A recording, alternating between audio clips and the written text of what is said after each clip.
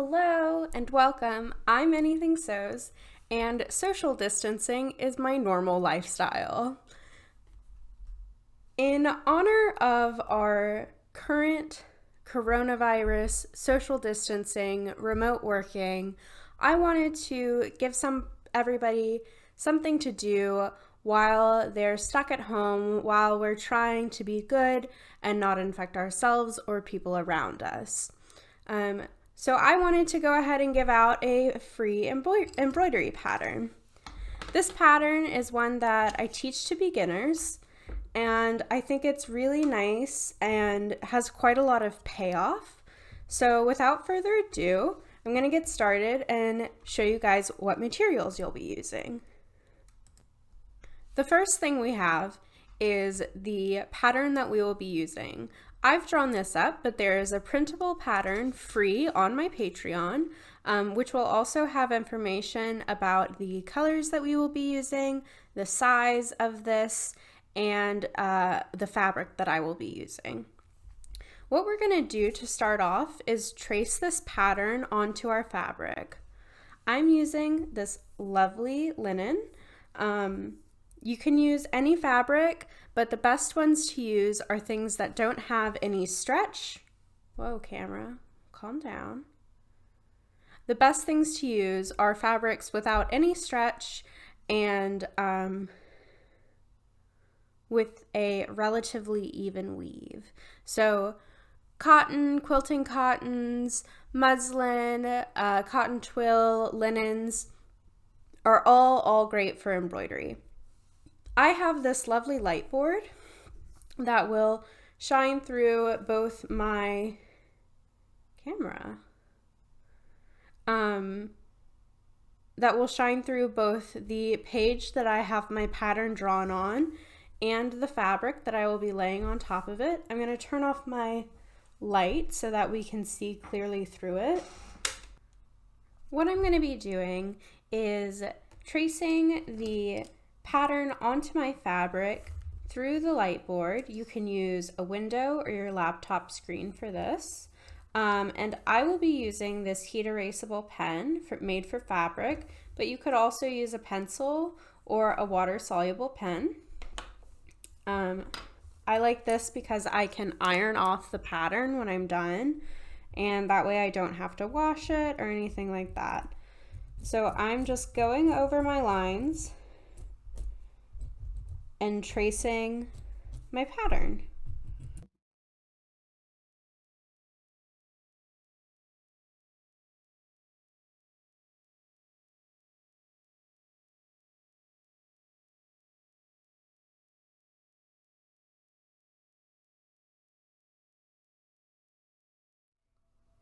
Now that I have my pattern transferred, I'm going to place it in my embroidery hoop.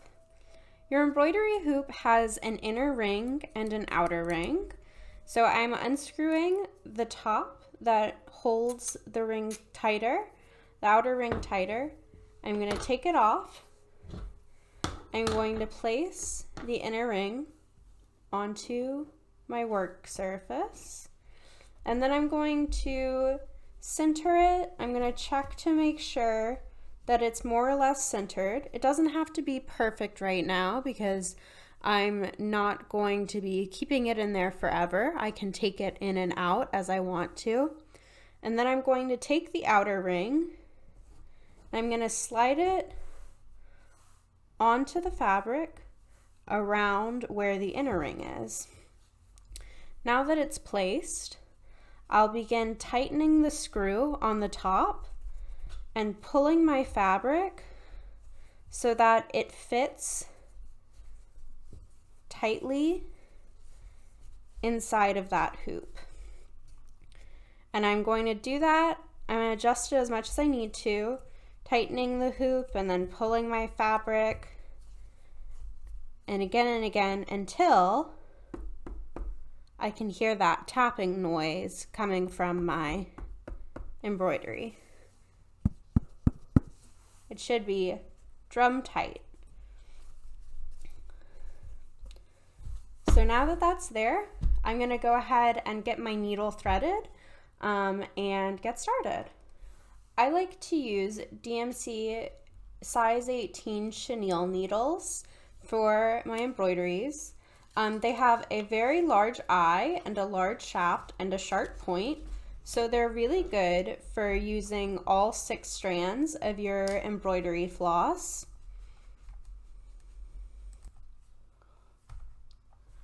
I use 12 to 15 inches of embroidery floss at a time.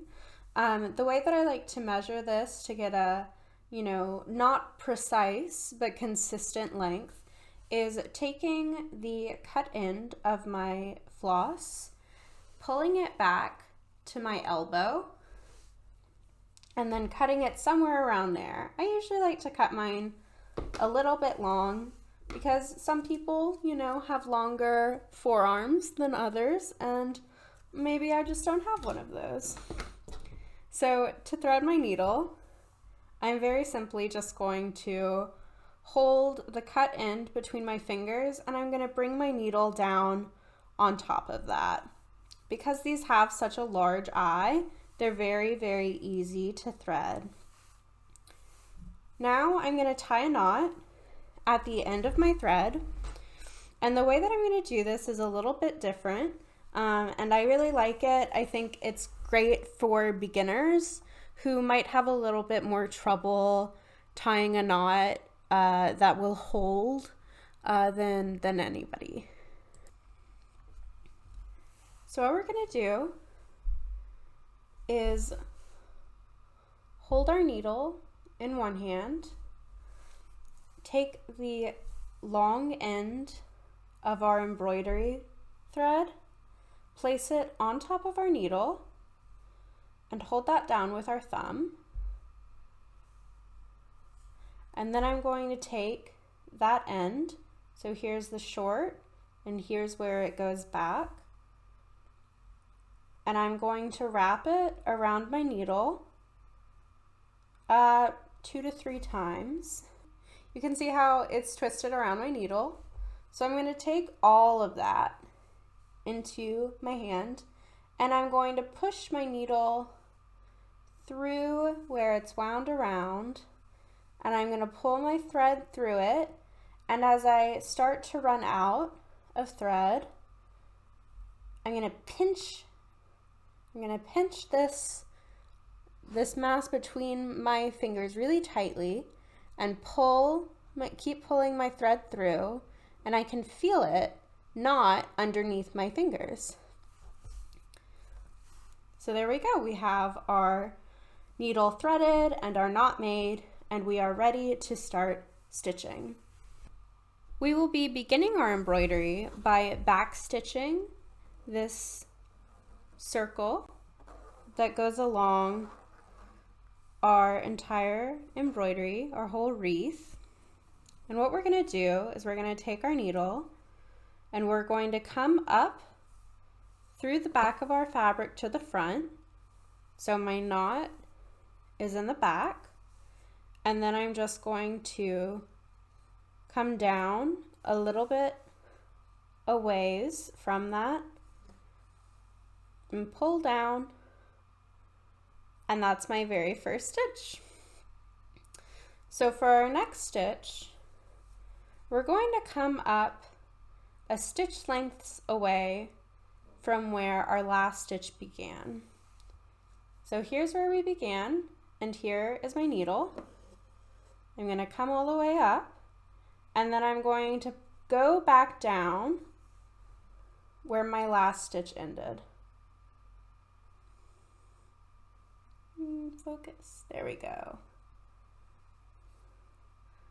We love it when our camera actually focuses. There we go. And that is a very simple and very effective backstitch. The stitch is great for making lines and also as a base to add more to your fabric.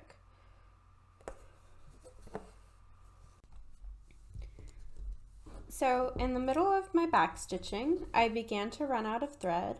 I have about 4 inches left still, which is a good amount, but I want to go ahead and show you guys how I like to tie my thread off at the end when I need to start using a new piece of thread. So what I'm going to do is I've made my last stitch, I'm in the back, and I'm just going to take my needle and go underneath some of the stitches that I've made previously. Who thinks we can get it to focus? There we go. So I'm going under some of the stitches that I have previously made, and I'm just pulling my needle through them.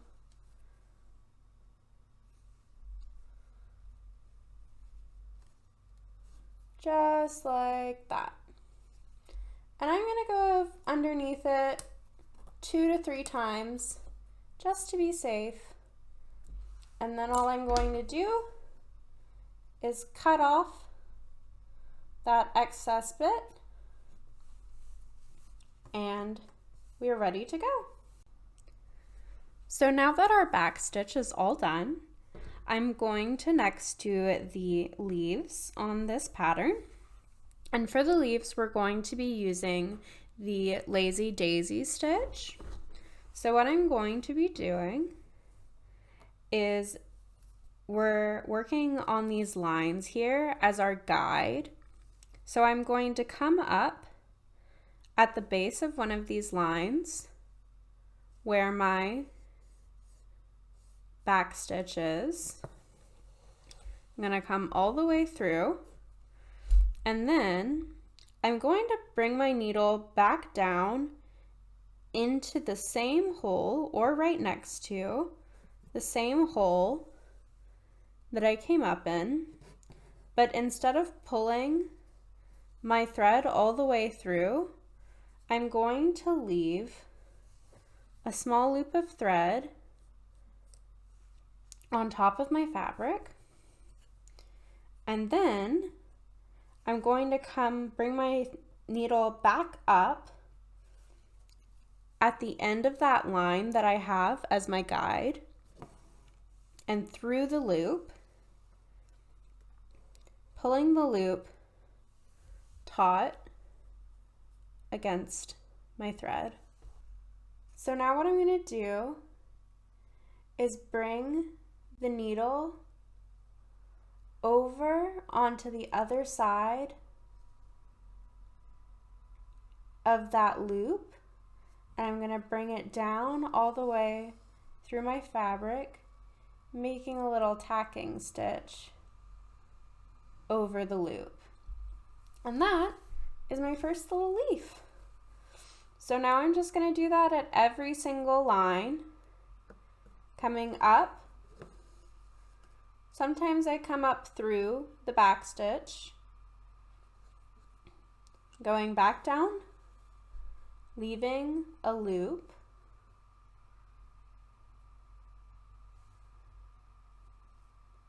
and then I'm going to bring my needle back up and pulling the loop, not totally tight. I like there to be a little bit of fluffiness to it, because that will make it stand up a little bit more, and then making that tacking stitch across it. So those are our Lazy Daisies. They're really great for making leaves. They're great for making petals. They're a very simple stitch that is very, very effective. So now that my leaves are finished, I'm going to be working on the flowers for this piece.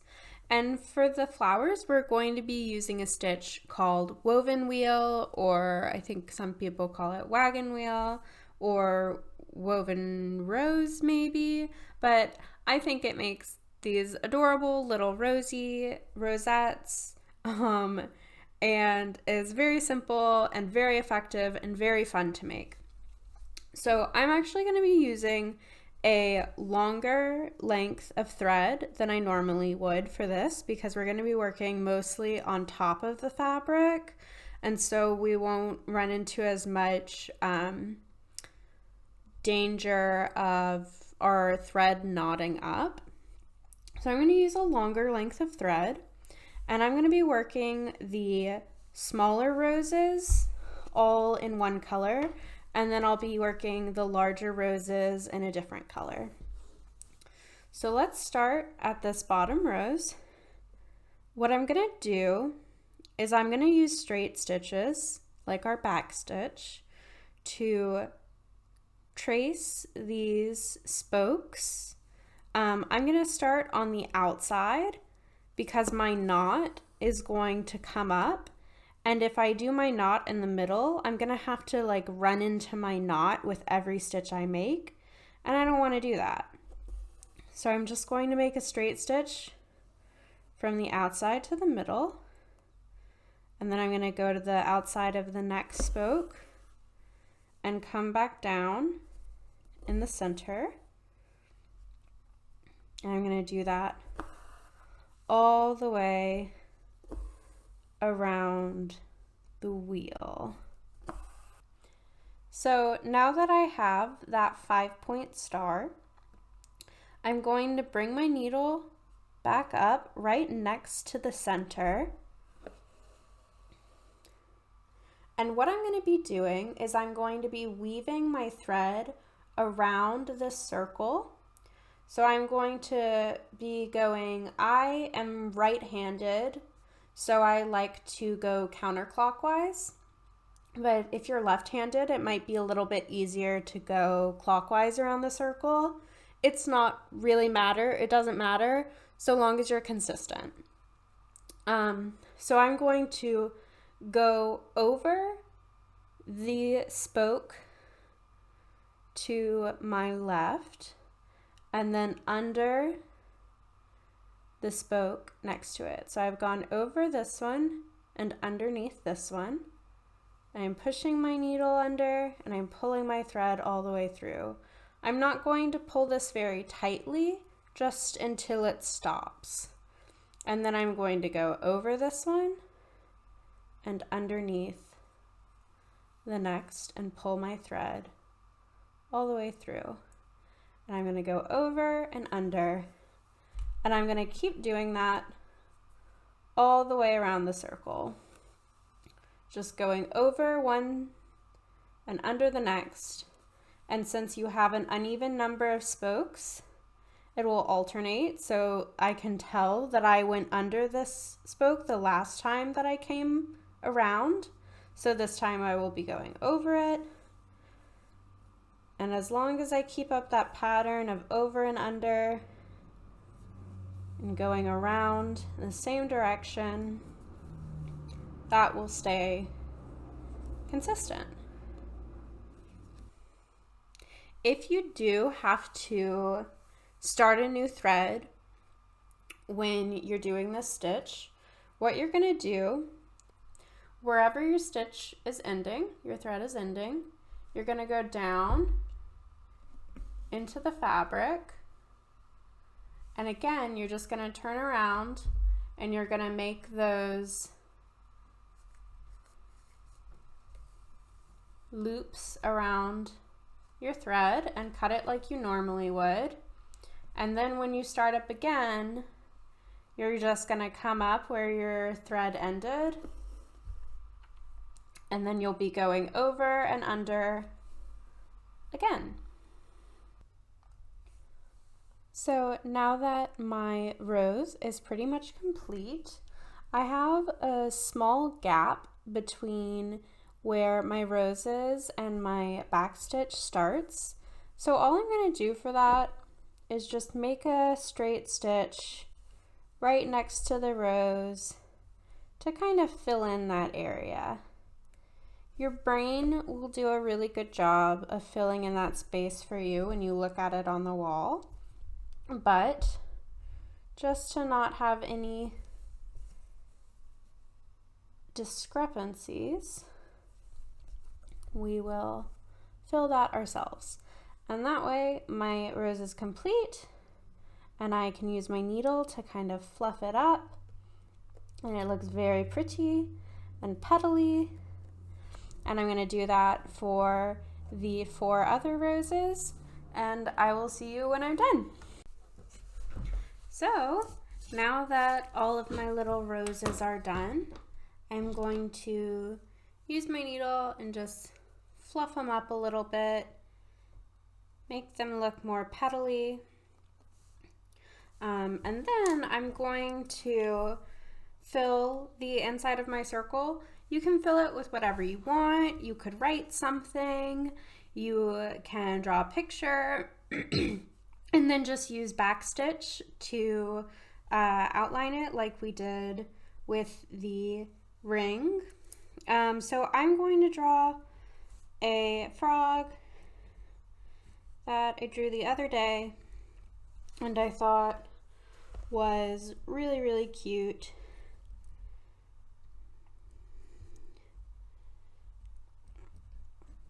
But you can draw whatever you want, make it unique to you.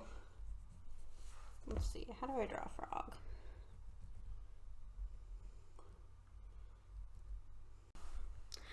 And that is the end of our embroidery. I hope that everybody had a wonderful time making their embroidered wreath.